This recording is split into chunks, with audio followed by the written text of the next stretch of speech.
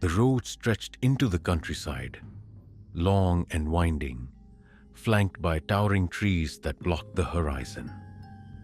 In the back seat, Kyle, the designated trip planner, grinned at the address pinned on his phone. Almost there, guys. This place is gonna be insane. Lena rolled her eyes.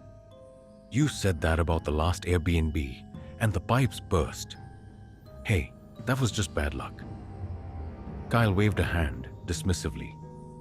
Mason, sitting shotgun, adjusted his sunglasses. As long as this one doesn't have rats, I'm good. Erica, who had been staring out the window, finally spoke. Her voice was softer, hesitant. It's kinda in the middle of nowhere, huh? No one disagreed. The trees thickened as they turned onto a narrow gravel driveway. And then, the house came into view. The Airbnb looked normal enough. A sprawling, old-fashioned house with faded blue paint and a large wraparound porch. It had that rustic, cozy but forgotten feel, like something out of an old movie. See? Kyle said, throwing his arms up. Told you, perfect getaway spot. But something about it felt off. It wasn't what was there. It was what wasn't. No birds, no crickets, no sound at all. Just the rustling of trees in the cool evening wind. Erica shifted uncomfortably. Kinda quiet, huh? The host wasn't there to greet them. Just a small envelope tucked into the doorframe with a handwritten note. Kyle tore it open, reading aloud. Welcome. Enjoy your stay. Please don't go into the basement. A beat of silence. Then Mason snorted. Dude, that's such a horror movie thing to say. Lena grabbed the note, flipping it over. That's it? No Wi-Fi password? No house rules? I mean, I think don't go in the basement kinda counts as a rule. Kyle smirked. No one took it seriously, but Erica. She held on to the words. Something about them didn't feel like a joke. That night, they settled in. Beer bottles clinked, music played softly from Kyle's speaker, and the unease from earlier started to fade. The house, despite its isolation, was warm inside, lived in. They unpacked, cracked jokes, and let themselves relax. Until thump. The sound was distant, hollow, coming from below them. Thump, thump, like something knocking against the floorboards. Erica looked up from her book. Did you guys hear that? Mason sprawled on the couch, didn't even look up. Old house, probably just settling. Kyle nodded. Yeah. Or, the ghost in the basement. Lena laughed, but Erica didn't, because she was listening. And she swore she could hear it again. Thump. Slow. Steady. Like a sound waiting to be noticed. She turned toward the hallway, toward the locked basement door. And for the first time since arriving, she regretted coming here. The next evening, the house had settled into an eerie calm. The group had spent the day hiking, drinking, and enjoying their disconnected little getaway. By nightfall, the house was quiet again. Too quiet. It was Lena who noticed it first. She was heading to the kitchen for another drink when something in her peripheral vision made her stop. The basement door. It was open, not fully, just slightly. A sliver of blackness peering out. Her stomach dropped. Guys? The others crowded into the hallway, their faces shifting from annoyance to unease. Who opened the basement? Lena asked, arms crossed. Kyle frowned. Not me, Mason shrugged. Wasn't me. Erica's face was pale. I saw you lock it yesterday, she whispered. Silence. The weight of that realization pressed down on them. Kyle exhaled sharply. Okay, maybe it didn't actually lock. Old house and all. Then why is it open now? Lena's voice was tight. They all stood there, staring at the gap. The darkness behind it felt deeper than it should. A damp smell curled into the air, thick, metallic, like wet wood, rust, something rotting. Mason covered his nose. Ugh, what the hell is that? Kyle edged closer, peering inside. Probably just mold or something. But Erica knew what mold smelled like. And this wasn't it. Her throat tightened. The smell was too strong. Too wrong. Like something had been down there for a long time. Then, a sound, software barely audible, scraping, coming from below. A long, drawn-out dragging noise like something sharp moving against concrete. It stopped, then started again. Lena's fingers dug into her arms. That's not the house settling. Mason scoffed. Could be an animal. But Erica's eyes were locked onto the blackness beyond the door. Then why does it sound like it's listening? A beat of silence. Then Kyle stepped forward, gripping the edge of the door. Let's just shut it and lock it this time. For a moment, everyone agreed. It was the smart thing to do, the safe thing. But then Mason said it. Or we could just take a quick look. And that was the mistake. Because curiosity is always louder than fear, and fear is what keeps you alive. Just a quick look. Famous last words. Mason had already pulled out his phone flashlight, stepping forward before anyone could protest. Kyle followed. Then Lena. Erica hesitated at the threshold.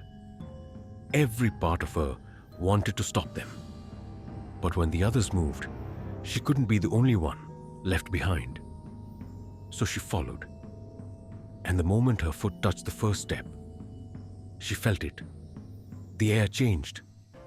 It was like stepping into something else entirely. Like the house had swallowed them whole. The stairs descended further than they should. Erica's grip on the railing tightened as they moved deeper. Something about the staircase was off. The steps were too steep, too narrow. The further they went, the more the walls closed in.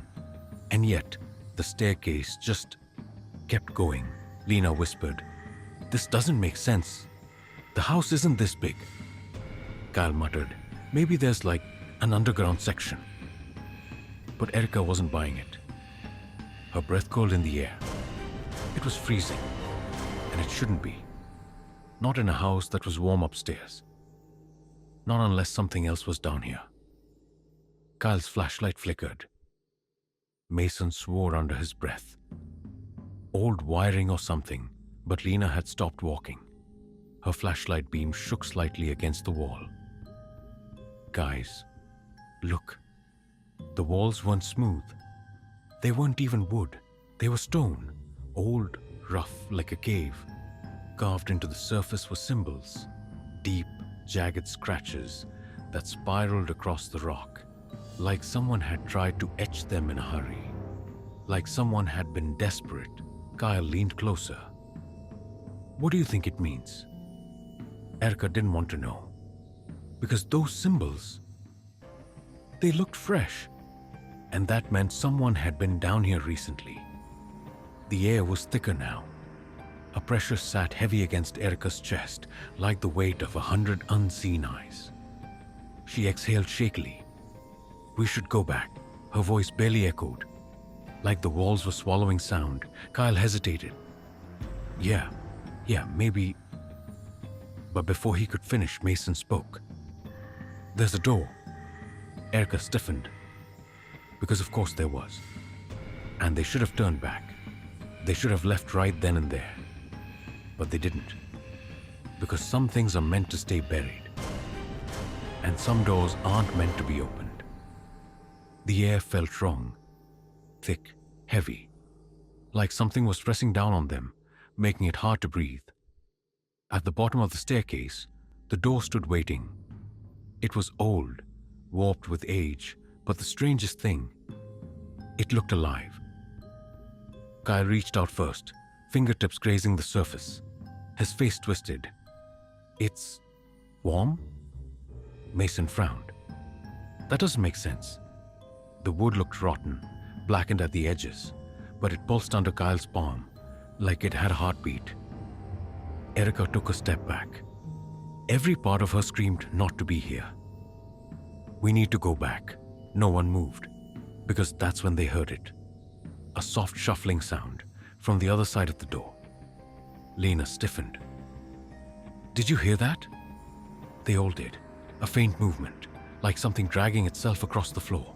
Then, a breath, not theirs. A slow rasping inhale, followed by a whisper, too low to understand, too close to be ignored. Mason swallowed. What the hell was that? Kyle's flashlight trembled as he traced the carving in the wood. A symbol, burned into the surface, looked like the ones on the walls. But deeper, more intentional, like someone had been trying to keep something in. "This is a bad idea," Erica said. Mason exhaled sharply. "It's just an old storage room." Kyle looked at them, then back at the door. And then, he reached for the handle. Erica took a step back. "Kyle, don't..." But it was too late. He twisted the knob. The door swung open. And the air inside moved, not like a breeze, like something had been waiting. The flashlight beams flickered wildly, barely illuminating the space beyond. Stone walls, a dirt floor, and in the center, a chair, metal, bolted to the ground. The leather strap still stained, but that wasn't the worst part. The worst part was the chains hanging from the ceiling, and the long, deep scratches on the floor, leading away from the chair.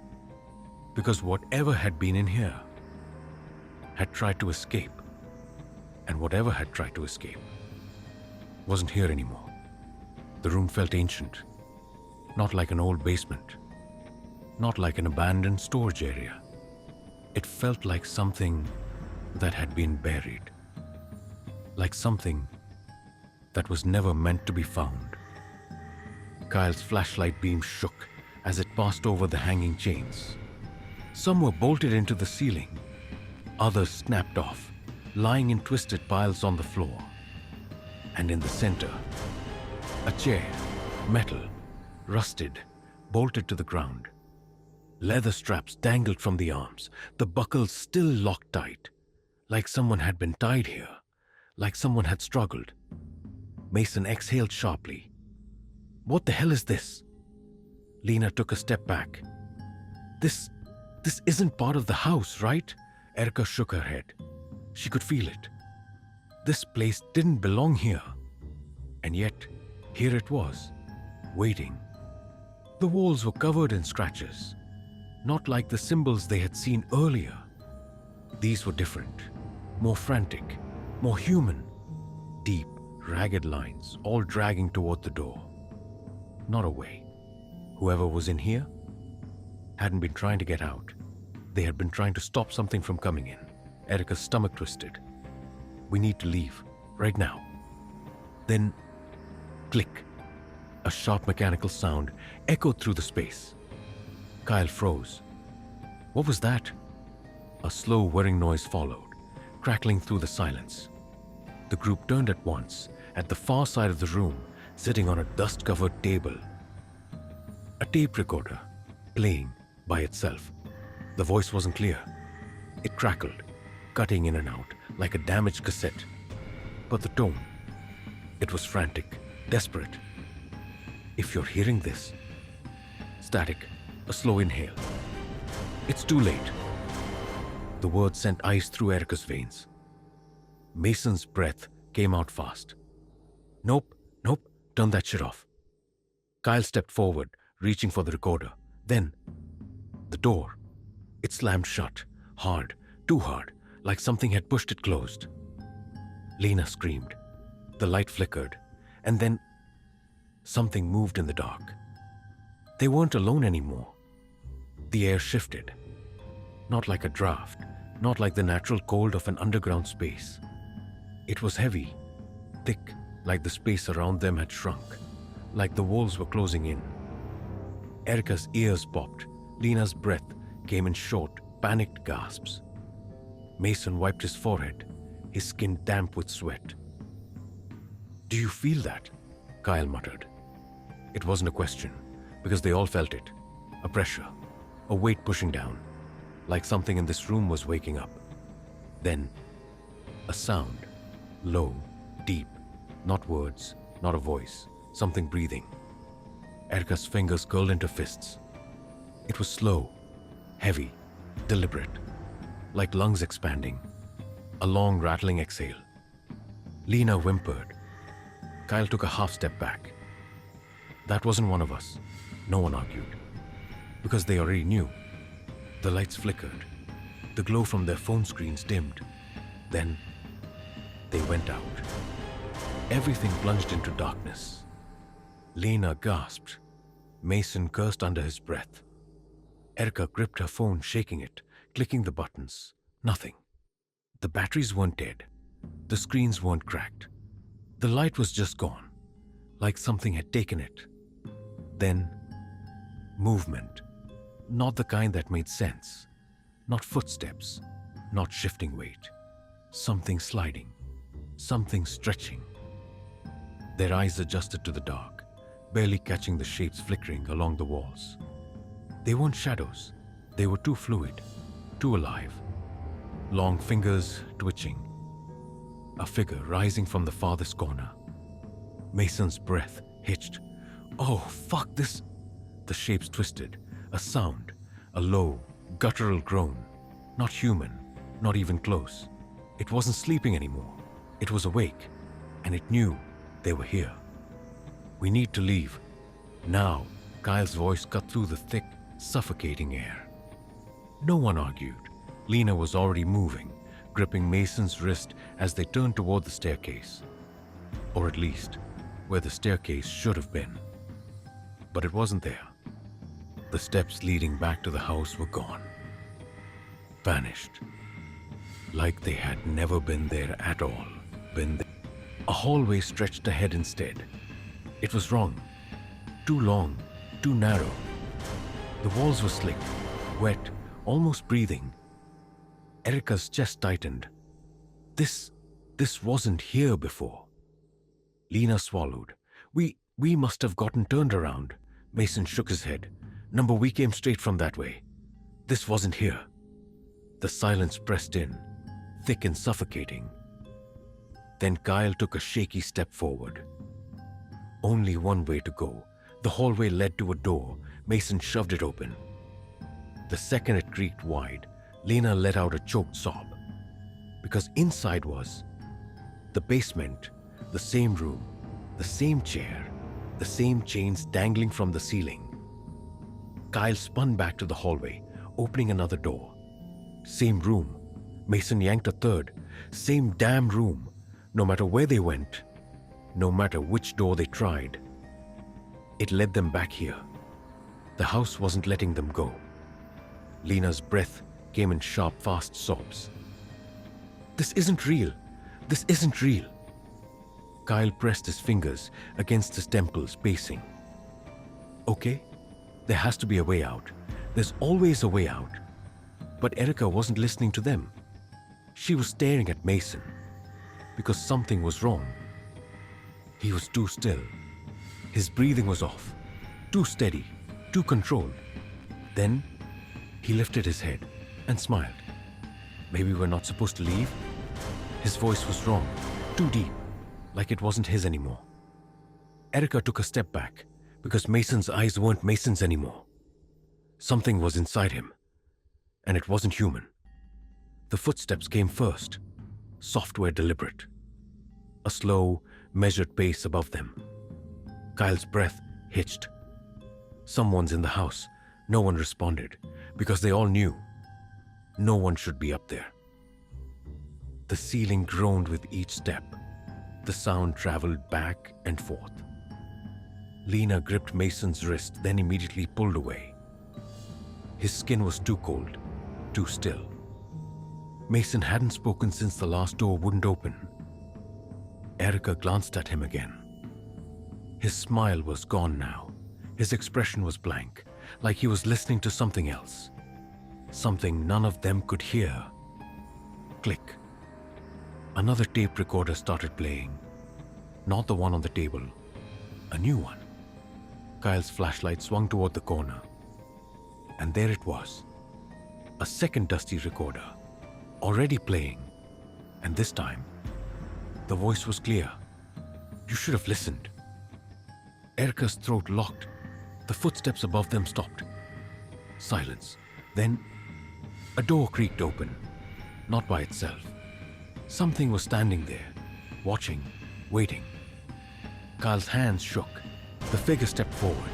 No hesitation, no fear. His boots crunched against the dirt floor. The host, the man who rented them the house, but something was wrong. His smile was too wide. His posture was too relaxed. And his eyes, they weren't his anymore. He tilted his head and whispered, "It's time for your stay to end." Then, the lights went out.